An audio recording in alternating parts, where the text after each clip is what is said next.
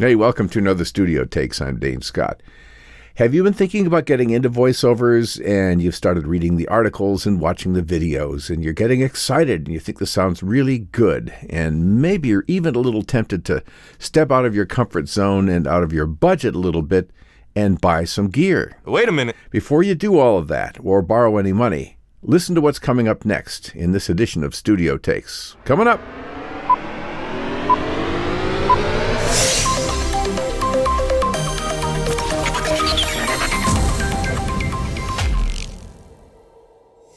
Okay, we are so ready for action here. All systems go. Good to have you with me again. And on this session, we're going to be talking about the whole idea of when and how much and under what circumstances you should buy equipment in order to do voiceover.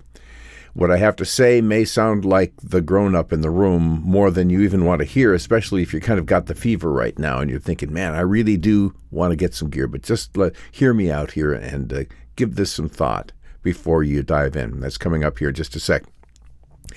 Coaching, I think that's a good one to mention today since we're talking about kind of getting started in voiceover.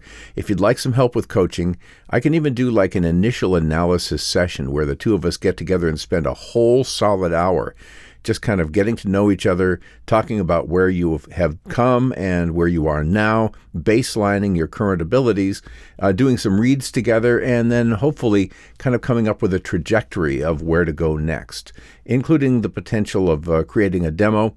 And then I'll also mention, since you can at the gigdoctor.com find out about the coaching, that you can also check out a course that I have up there called Gig Winners that's all about creating a demo. And there's some great information in that too. So check those out, thegigdoctor.com for both coaching and the Gig Winners demo creation course. You know, I am just like you, and I think that artistic people, creative people in general, can get themselves really enthused in a hurry about something and maybe be a little bit impulsive, a little quick to jump in. I gotta get me one of those. You know that feeling, especially if you've been studying up, if you've been watching the videos, you've been watching the articles, reading articles and blogs and so on, and following conversations in various groups and social media, and you start to kind of get the fever. It's like, oh boy, you know, this sounds really great. I'll bet I could do great in voiceover.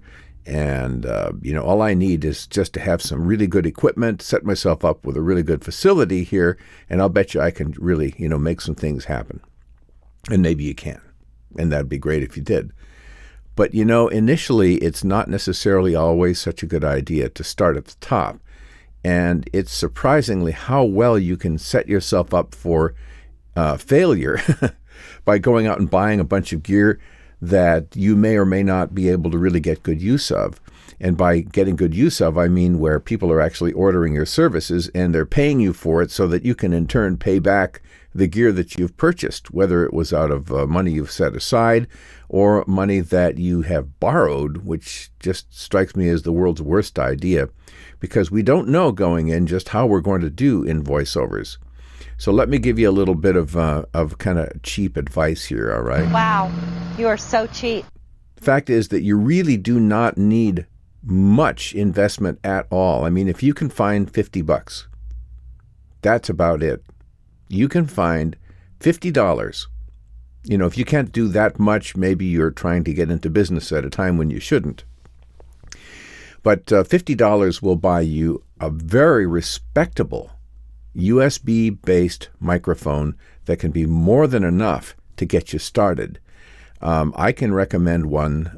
It's a Fi-Fine mic. I've actually done a shootout between my expensive Neumann here and the Fi-Fine, and found that the Fi-Fine, you know, obviously it didn't sound like the Neumann, but I could certainly, if the Neumann were to conk out on me, I could start filling orders today with that Fi-Fine and do just fine. So just consider the possibility of getting a very inexpensive USB mic. There are some out there with specs that are impressive now in under $100 and even under $50 like the Fi-Fine is. And the sound quality is surprisingly good. So there's the microphone part. Now, for the rest, you do not need to create an isolation booth for yourself. Initially, I remember my first voiceovers, I had a quilt, a big heavy quilt, pulled over my head and the microphone like this and bumping the mic while I'm talking here. big quilt pulled over my head. I mean, you can literally do that. And why not to start with?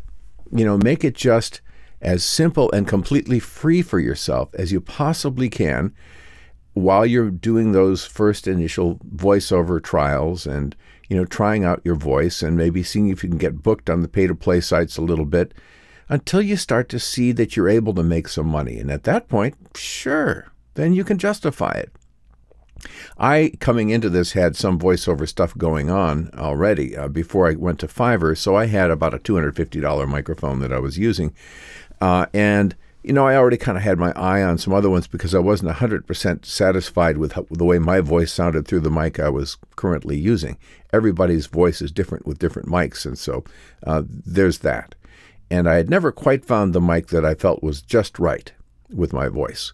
So after it was about a year, I think, or so of time on Fiverr, and a good amount of income had come in, I actually pulled the trigger on an expensive mic, this TLM 103 that I'm talking into right now, which I discovered after having visited a studio where they had one that my voice just particularly did well through.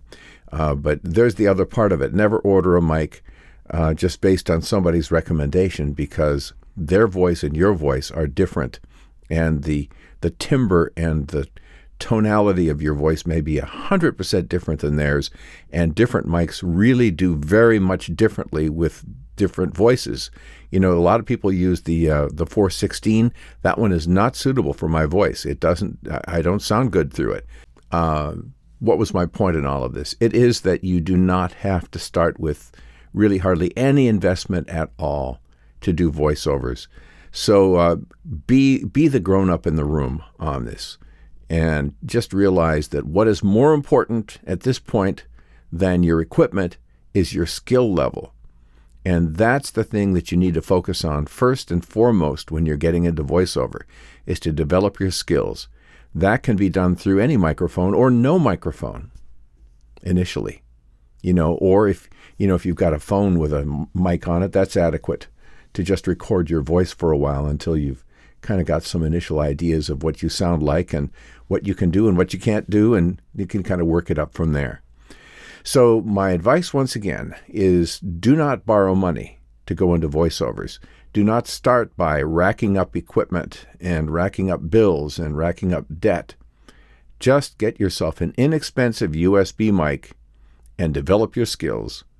Get those first orders, earn some money, and then you'll be in a position to make that move into better equipment, better facilities, and all the rest. I'm Dane Scott. Be sure to subscribe to the channel here and join me for the next and all of the videos that will be coming your way here on Studio Takes. See you next time. You give me a call. Hello. Hello? Hello, I think. Hello, cutie pie. Until I heard the voice, I'd never done a crazy thing in my whole life. Goodbye.